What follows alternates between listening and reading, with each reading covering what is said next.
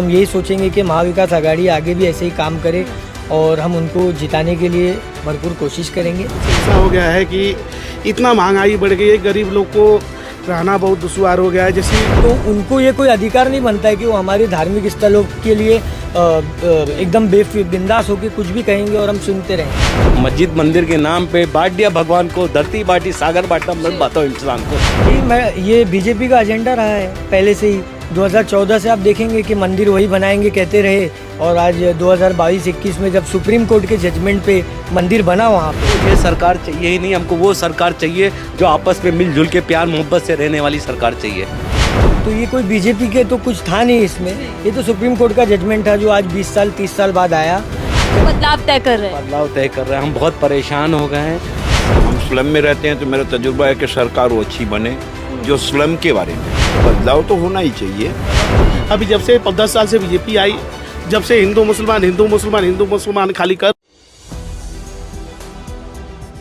नमस्कार, आप देख रहे हैं 4 PM मैं आपके साथ नफीसा खान। थम चुका महाराष्ट्र का प्रचार और ऐसे में अंतिम दौर पर बीजेपी और कांग्रेस में हो गई जुबानी जंग। एक तरफ जहां एक है तो सेफ है नारे पर बीजेपी ने और कांग्रेस में पोस्टर वोर देखने को मिला, तो वहीं चुनावी शोर थमने के बाद क्या है अब किसका जोर? जनता के बीच में मुमकिन मुद्दों को लेकर चर्चाएं हैं और इस बार महाआघाड़ी या फिर महायुति कौन चलाने वाला है महाराष्ट्र की विकास की गाड़ी, इसी को लेकर चर्चा करते हैं। प्रचार प्रसार थमने के बाद जनता के बीच क्या है माहौल, यही भांपने के लिए जानने के लिए हम जनता से जुड़ चुके हैं। जनता से समझते हैं कि क्या इस बार नेताओं के एजेंडे चलने वाले हैं या फिर चलेंगे केवल और केवल जनता के मुद्दे। ये एक पूरी तिरपाल लगी हुई है, कह सकते हैं क्या इसको क्या कहा जाएगा आपके इधर? जी, हमारे यहाँ पे एक बैठने की जगह है, वाचनालय टाइप की, और यहाँ पे लोग बैठ के आराम करते हैं, चर्चाएं होती है विषयों पे। तो आराम कर रहे हैं नेता लोग। प्रचार करने के बाद अपनी अपनी महफिलें सजा रहे होंगे, तैयारियां कर रहे होंगे कि कैसे वोटर्स को लुभाने के बाद अब मतदान के दिन पर ध्यान दिया जाए। लेकिन यहाँ चर्चा चल रही है लोगों में कि क्या होगा। शुरुआत आप ही से करती हूँ, जब आपने बताया। क्या नाम है सर आपका? जी, मेरा नाम राहिल मेमन है। राहिल जी, ये बताइए, नेताओं ने तो आज सारा दम लगा दिया, एड़ी चोटी का जोर लगा दिया आपको लुभाने में। अब क्या चल रहा है, क्या चर्चा चल रही है आप लोगों के बीच? जी, हमारे बीच यही चर्चा चल रही है कि हमें किसे चुनकर लाना है जो हमारा काम कर सके, जो हमारे एरिया का डेवलपमेंट कर सके। बीते 10 सालों में तो जो यहाँ की हमारी पूर्व आमदार थी, उन्होंने तो यहाँ पर कोई भी काम ऐसा नहीं किया जिसकी हम सराहना कर सके। ना हमारे वार्ड में कभी वो एक बार भी आए हो, शायद ही मुश्किल से हमने उनको देखा हो। हमारी जो आमदार रही है, मैं उनका नाम नहीं लेना चाहूँगा, लेकिन फिर भी मैं ये कहना चाहता हूँ कि आमदार थे मैडम, तो भी 10 साल में उन्होंने कुछ नहीं किया। तो अब हम ऐसा चेहरा चाहते हैं कि जो हमारे एरिया में आए, हमारे लोगों के बीच हम लोगों से जुड़ा रहे, एक कनेक्टिविटी हमारी बनी रहे। और यही मुद्दे हैं कि ट्रैफिक का मुद्दा है, एजुकेशन सिस्टम का मुद्दा है, और फर्स्ट ऑफ ऑल यहाँ पे एक फायर ब्रिगेड स्टेशन नहीं है। ये एक बहुत बड़ा मुद्दा है। हमें आज भी गोरेगांव जाना पड़ता है, गोरेगांव में कंप्लेंट करनी पड़ती। अगर आग इधर लग जाए मैडम तो आधे घंटे में तो सब झुलस जाएंगे और उसके बाद फायर ब्रिगेड आएगा। तो सबसे बड़े मुद्दे ये अहम मुद्दे हैं। आपने सारे मुद्दे गिनवा दिए जिन पर आप वोट डालेंगे, लेकिन क्या इन मुद्दों की चर्चा नेताओं ने की इस 1-1.5 महीने के दौरान? जी, काफ़ी बातें इन मुद्दों पर हुई है, और जैसे कि हम पॉजिटिविटी रखते हैं कि हम महाविकास आघाड़ी सरकार जो है वो इस पक्ष में बातें कर रही है, तो हमारा एक रुझान जो है उनकी तरफ जा रहा है, हमारी एक सोच उनकी तरफ बढ़ रही है। तो हम यही सोचेंगे कि महाविकास आघाड़ी आगे भी ऐसे ही काम करे और हम उनको जिताने के लिए भरपूर कोशिश करेंगे और चाहेंगे कि आघाड़ी की सरकार बने। और यहाँ से जो महाराष्ट्र में जो नफ़रत की राजनीति फैली है, जिस तरीके से आए दिन नेताओं के नफ़रती भाषण, नीतीश राणे साहब हो या राज ठाकरे साहब हो, उनके नफ़रती भाषण लाउड स्पीकर निकाल देंगे, मस्जिद में घुस के मारेंगे। तो हम भी संविधान के दायरे में आते हैं, हम भी माइनॉरिटीज़ हैं इस देश में, हमको भी उतना ही हक दिया है बाबा साहेब अम्बेडकर जी के संविधान ने। तो उनको ये कोई अधिकार नहीं बनता है कि वो हमारे धार्मिक स्थलों के लिए एकदम बिंदास होकर कुछ भी कहेंगे और हम सुनते रहेंगे। लेकिन चुनाव आते ही ये पाकिस्तान, हिंदुस्तान या हिंदू मुसलमान, मंदिर मस्जिद, ये क्यों आ जाता है नेताओं की जुबान पर? जी, ये बीजेपी का एजेंडा रहा है पहले से ही। 2014 से आप देखेंगे कि मंदिर वही बनाएंगे कहते रहे, और आज 2022-21 में जब सुप्रीम कोर्ट के जजमेंट पे मंदिर बना वहाँ पे, तो ये कोई बीजेपी के तो कुछ था नहीं इसमें, ये तो सुप्रीम कोर्ट का जजमेंट था जो आज 20 साल 30 साल बाद आया।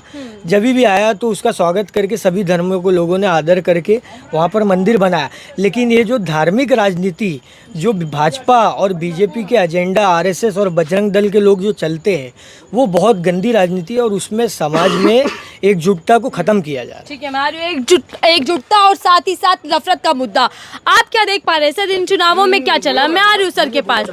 पहले यूथ है तो सोचा है मैंने उन्हीं से बात। चाचा से आप पूछिए, मैं बात करूँगा। चाचा तो तजुर्बेदार हैं, आपको तो पता है, सारा एक्सपीरियंस लेकर बैठे हैं इधर। कौन सरकार ज़्यादा बेहतर रही अभी तक? मेरे को सरकार देखिए ऐसा है, हम स्लम में रहते हैं, बराबर। सरकार बैठी है दिल्ली में, यहाँ की सरकार जो है अभी तक मिक्स चल रही है। तो हम स्लम में रहते हैं तो मेरा तजुर्बा है कि सरकार वो अच्छी बने जो स्लम के बारे में। अभी ये अपना क्षेत्र जो है जोगश्री से वर्सोवा तक है, तो स्लम के बारे में सोचे, लोगों को, गरीबों के बारे में सोचे। और जो भी कैंडिडेट खड़े हुए हैं, जो भी उसमें अपने को, अपन जहाँ रहते हैं यहाँ से वर्सोवा तक, उस कैंडिडेट कौन लायक है, उस हिसाब से अपन काम करेंगे। लेकिन महाराष्ट्र की सरकार क्या ध्यान नहीं दे रही गरीबों पर, झोपड़पट्टी में रहने वाले लोगों पर? क्योंकि विकास का दावा तो किया जा रहा है, और एनडीए की गठबंधन वाली सरकार मौजूदा समय में, हालांकि अब नई सरकार बनने वाली है और आप बड़ा फैसला भी देने वाले हैं महाराष्ट्र को लेकर, क्या रहा अभी तक का सफर और अब आगे क्या है? बदलाव चाहते हैं या दोहराव चाहते हैं? नहीं, बदलाव तो होना ही चाहिए, बट लेकिन अपन क्या महाराष्ट्र के बारे में या मुंबई के बारे में नहीं सोचता हूँ, जो रियली बोलता हूँ आपको। अपन जहाँ हैं,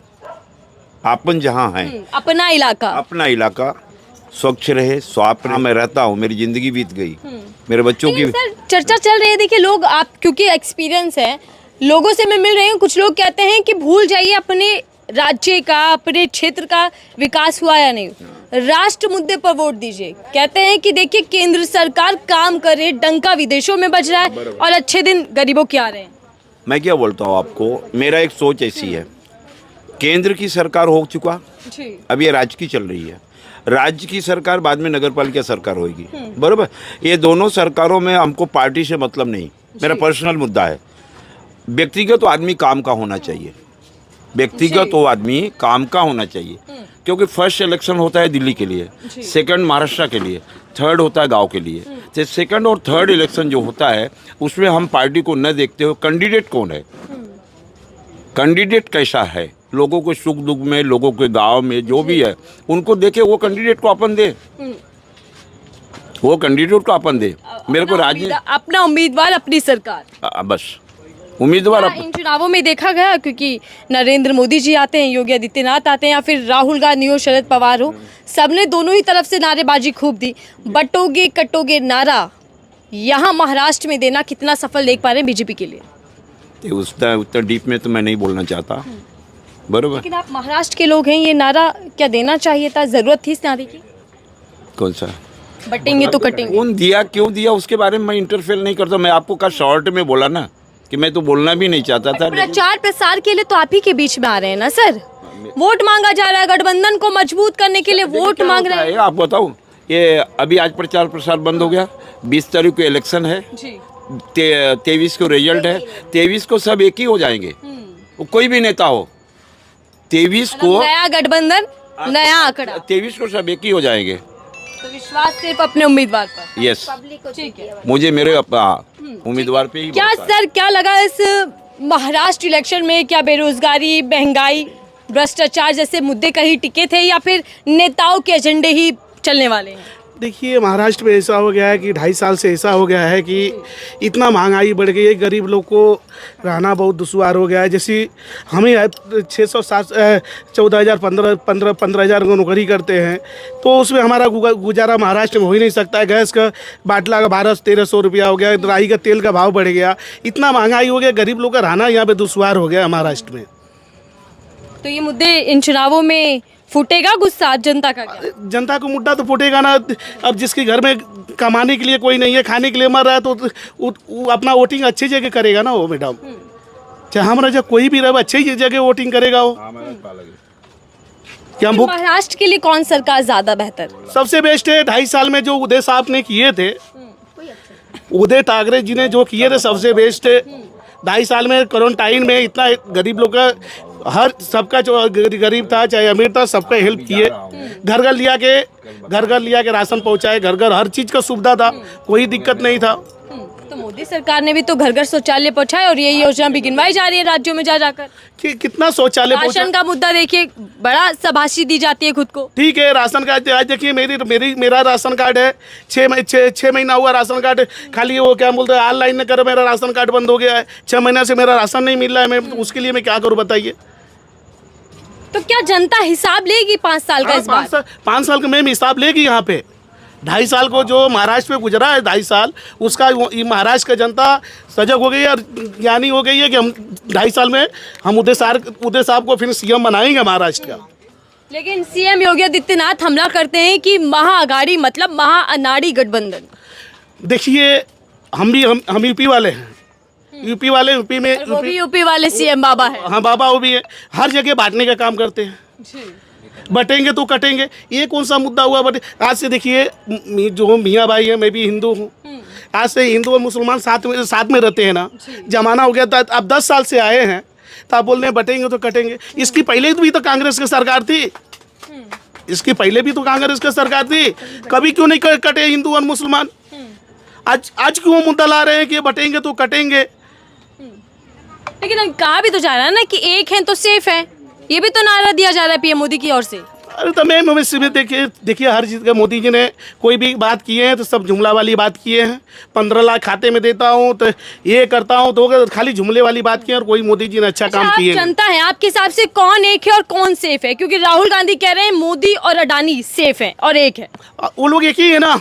और वो देखिए हर चीज़ का जो मोदी हो गए अडानी हो गए सब उन लोगों का रिश्तेदार है, जो कोई भी काम होता है तो उनके बिना कुछ काम ही नहीं करते हो।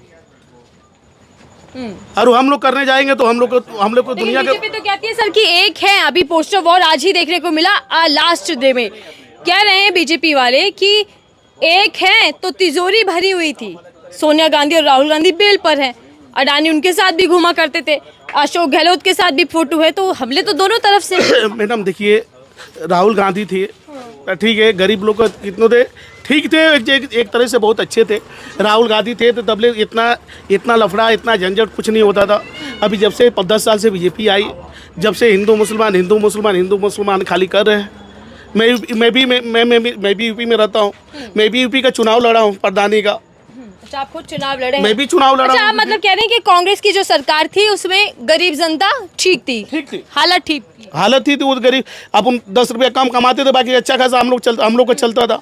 अभी तो इतना कमा के हम लोग हमारे घर में हमको बरकत नहीं हो, इतना महंगाई दाल। अब चले जाएंगे लहसुन लेने के लिए, 400 रुपया किलो लहसुन है, 80 रुपया किलो टमाटर है, 80 रुपया 90 रुपया किलो कांदा हो गया है। अब गरीब आदमी 400-500 रुपया कमाने वाला कहाँ से उतना महंगा के जाके खाएगा? मैम बताइए आप।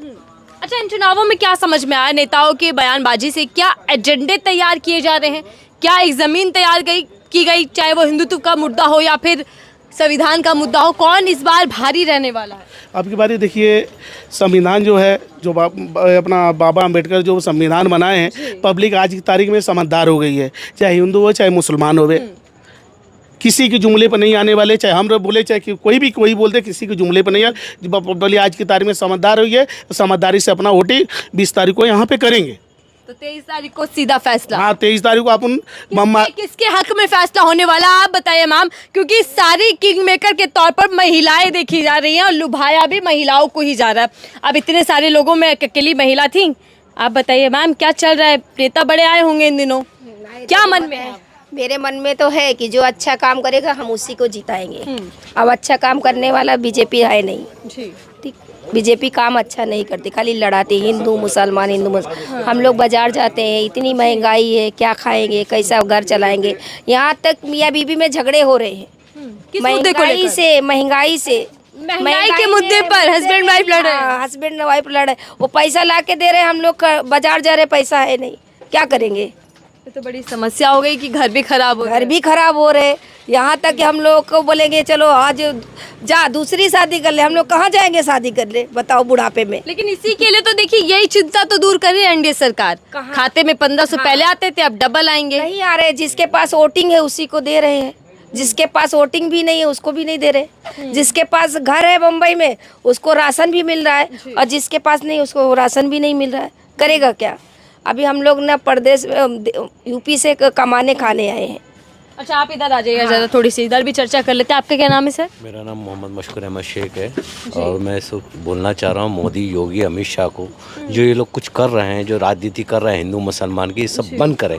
ये सबसे कुछ होने वाला नहीं है। सबकी रगों में लाल खून है। इंसान ये क्यों नहीं समझता, दर दर की ठोकरें खाता है, फिर भी नेता लोगों को क्यों नहीं समझता। नेता लोग आपस में लड़वा रहे हैं, लड़वा के अपना फ़ायदा उठा रहे हैं। वो सब करना नहीं चाहिए। हम सब पहले सब हम इंसान हैं। हम इंसान को समझे, इंसानियत को समझे, उसी का नाम एकदम अच्छा इंसानियत का वो बोला जाता है। अब तुम राजनीति करके हिंदू मुसलमान करके क्या साबित करना चाह रहे हो? पहले मेरे को ये बताइए आप।